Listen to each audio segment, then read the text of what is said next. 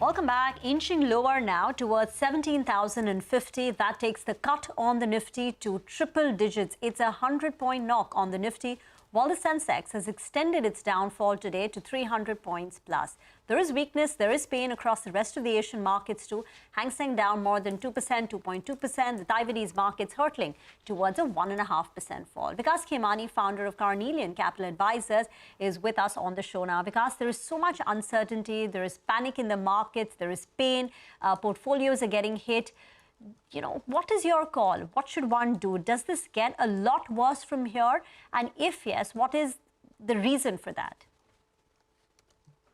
I think clearly this is the impact of the sharp rise in the interest rates, and whenever this kind of sharp rise and with the liquidity withdrawal happens, the unintended consequences are always there on the system, and how it will come out and what shape it will come out always is unknown, and that's what has happened.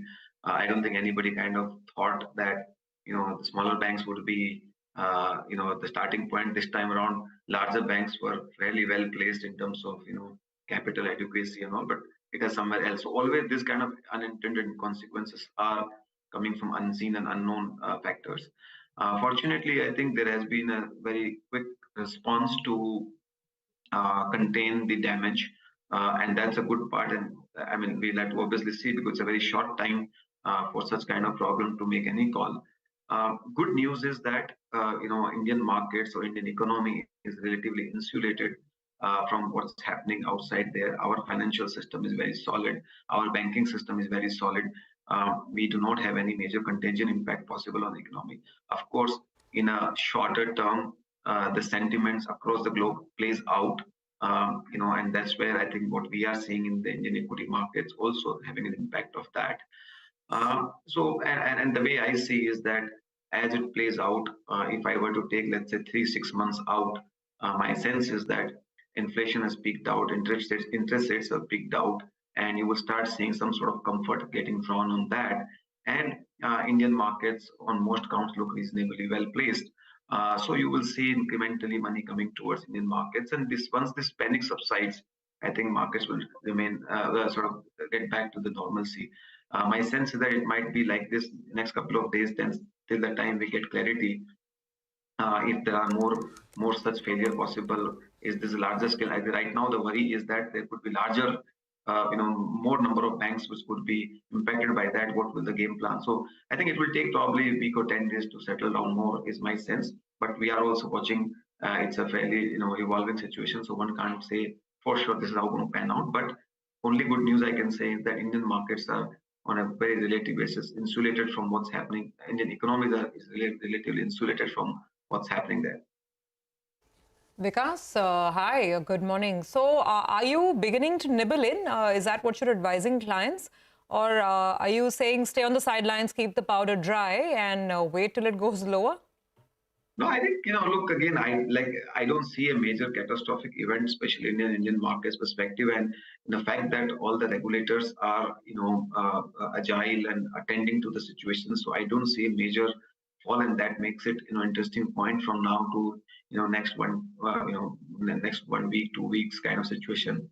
One should keep nibbling in for sure. Of course, one has to be mindful of the, in one thing, situations are evolving. So short term can be anywhere, one does not know. But medium term to long term, I know that this will be a great point of. Just go back last year exactly around, the markets in, were 16,800 points, and there was a gloom and suddenly markets recovered, right? So I think at one point in time, Indian markets become very attractive around 16,800, 17,000 levels. Indian markets become very attractive from a valuation standpoint of view. Money on the sideline comes in. So I think around these levels should be a good time to kind of nibble in, but should be spaced out. All right, Vikas, thanks for joining us. This is Pavitra. You're saying that this might be a good time to nibble in. Would you also look at the banks right now, considering that they have corrected? It's down 8% for the year. Do you think that the banks is a good place to get into, or would you still show some kind of caution for that sector? Yes, Pavitra, I think banks remains in a very solid position. Credit growth is growing. If you see last couple of 4 or 5 quarters, earning growth is very well placed. Current interest rate environment only helps them. So I think they are, in my opinion, well placed. And they would lead the recovery also. I believe as and when that once the dust settles down, panic settles down, they would be the ones which will be leading the recovery in the markets. Okay. What about capital goods and industrials? That's a space I believe in the past you used to like. What are your thoughts on it now? I do continue to like I said that we are in the middle of a major investment cycle. That hasn't changed because of this. The